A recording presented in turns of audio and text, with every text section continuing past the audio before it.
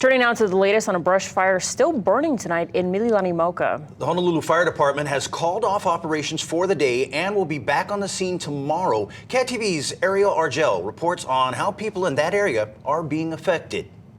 The Mililani-Mauka fire has taken over at least 700 acres. The fire is about 1 mile above Mililani-Mauka and is still not contained. The Honolulu Fire Department says the fire is moving eastward and is not threatening any homes or structures. We do focus our efforts on first life safety and then property conservation. So if there is any property that we see that could potentially be impacted, then we'll focus our airdrops in that area. So there is a lychee farm above in the Mililani-Mauka area, and it wasn't impacted, and what we did was we focused our airdrops at that time for that farm. So right now there is no threat to life or property. To combat the fire, Song says the department is still doing airdrops using 5 different aircrafts.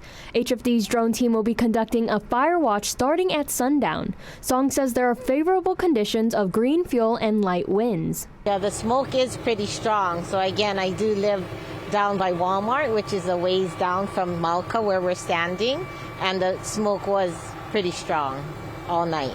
The Honolulu Emergency Services Department says for those who could be affected by the smoke to try and stay indoors in a place with air conditioning. And I know in the past when we've had incidents where we have a lot of fireworks, like on New Year's, people actually sometimes relocate to other places that are less smoky.